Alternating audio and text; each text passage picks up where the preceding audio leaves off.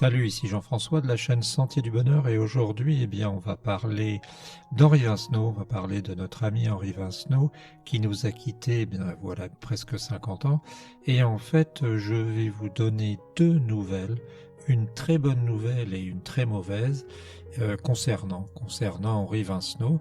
Alors, puisque on doit commencer toujours par les mauvaises nouvelles, c'est le décès de Claudine Vincenot, je crois, en 2024 avec son frère.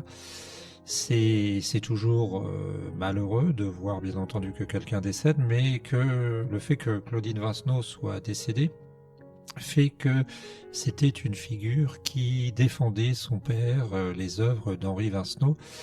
J'ai oublié de me présenter personnellement, je m'appelle Jean-François, j'anime la chaîne Sentier du Bonheur et j'ai découvert Henri Vincenot en 1995 à peu près, quand j'étais en Inde, parce qu'il y avait un document qui s'appelait Terre de mémoire, qui était formidablement bien fait et qui parlait justement de Henri Vincenot, où il expliquait finalement très lucide et très presque avant-gardiste, où il expliquait le, qu'on devait faire attention à la société qui nous entourait et qu'en fait, que le modernisme, etc., nous pourrissait la vie.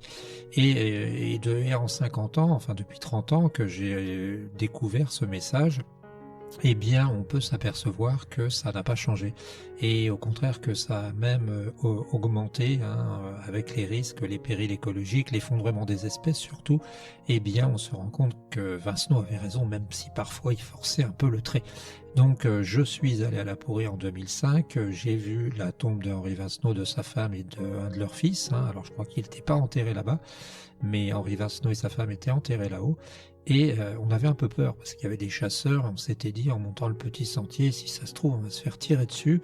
C'est pas que les chasseurs avaient envie de nous tirer dessus, mais par hasard, si un gros sanglier était parti, ils se seraient peut-être trompés de sanglier. Et là, donc on a appris le décès de Claudine Vincenot, et c'est bête parce que c'était une personne qui avait à cœur de défendre le travail qu'avait fait son père en sculpture, en peinture, en dessin, en écriture bien sûr, et puis aussi la pièce de théâtre qu'il avait réalisée, et même l'homme qu'il était. Et donc j'ai eu la chance d'aller à Commarin, j'ai eu la chance d'aller voir un peu ce paysage, et la mauvaise nouvelle c'est ça, c'est que les derniers enfants d'Henri Vincenot sont décédés, et que une des principales, on va dire, alors on dit une défenseuse peut-être, je ne sais pas, de son patrimoine était décédée aussi, et ce qui était dommageable. C'était d'autant plus dommageable que j'avais l'impression, et j'en viens à la deuxième nouvelle, l'excellente nouvelle, parce que là on avait une très mauvaise nouvelle et une très bonne nouvelle. L'excellente nouvelle, c'est qu'il y a eu la création de l'Association pour la vie et l'œuvre d'Henri Vincenot, qui a été créée il y a quelque temps, 1 ou 2 ans je pense, et qui a fait un très beau site que tu peux retrouver. Tu tapes Association pour la vie et l'œuvre d'Henri Vincenot, moi je l'avais trouvé à Les Amis d'Henri Vincenot, et qui a fait un très beau site avec des dessins, où on voit la Bourgogne, on y voit, alors je l'ouvre, il est en face de moi, on y voit un homme, Henri Vincenot sans doute, dessiné un peu sur le modèle des bandes dessinées, et qui est en train de prendre un croquis de la campagne bourguignonne, avec au loin un train, c'est sa vie aussi, et puis on voit le château au loin sur la butte. C'est Châteauneuf, je crois, je sais plus, des abeilles, et puis l'escargot qui sert de lien, de fil conducteur. Alors on a dernière nouvelle, on a un sabot, c'est bien écrit, il y a une petite pie qui prend une lettre et c'est mis contact, il y a vie et œuvre, donc on décrit la vie de Henri Vincenot. Où trouver Vincenot? On voit un dessin de La Pourrie et revue. Alors ce sont des gens qui sont, on va dire, actifs. Il y a adhéré, Henri Vincenot en 365 mots, l'association. On nous dit que, alors je clique, la société Henri Vincenot est née le 11 février 2023. Elle est le fruit de la rencontre de chercheurs et de passionnés, jeunes comme expérimentés, bourguignons ou non, et acteurs de la perpétuation d'Henri Vasneau, de l'œuvre.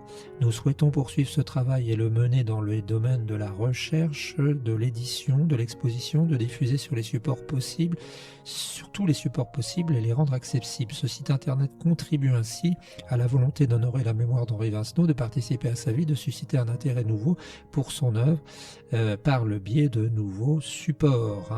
Et là, sur la gauche, il y a un dessin sympa de la Gazette qu'on connaît, dessiné par Henri Vasneau, Fonds Vasneau.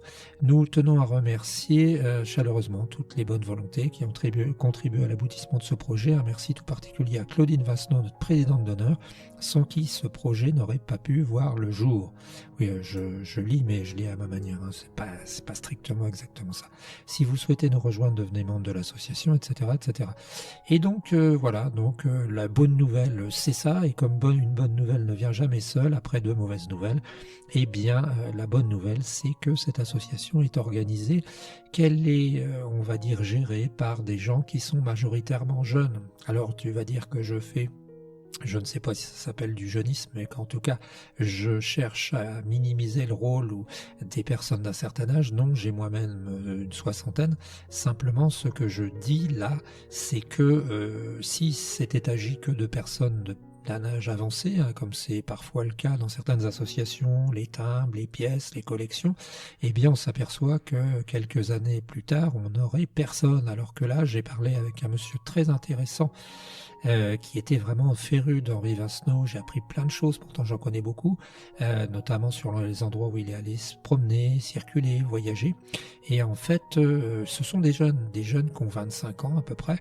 Ça signifie que l'association a de belles années devant elle et qu'elle va pouvoir sensibiliser les individus. Parce que c'était ce que je trouvais malheureux, c'est qu'il n'existait pas proprement un petit musée Henri Vasneau et puis qu'on ne cherche pas à diffuser plus ses œuvres. Eh bien c'est fait, vie et œuvre, dernière nouvelle, où trouver Vasneau, revue, contact, c'est très bien fait et ça va sans doute encore s'amender. Alors l'adhésion, je regarde, mais coûte une trentaine d'euros, donc c'est quand même intéressant de s'y abonner et puis d'aller peut-être aussi apporter, non, tarif étudiant 15 euros, tarif adulte 30 euros, indifférent.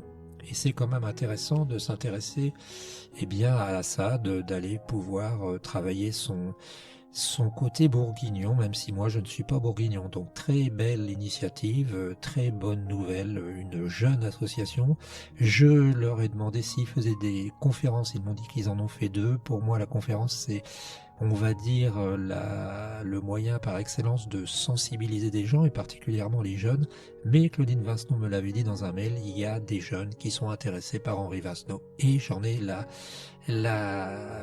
eu la confirmation. Voilà, c'est formidable. Après ce malheureux décès de Claudine Vasneau, qui avait déjà heureusement un âge important, voilà que la relève est prise. N'hésitez pas à vous abonner, on va dire à vous, ça c'est une information de youtubeur ça.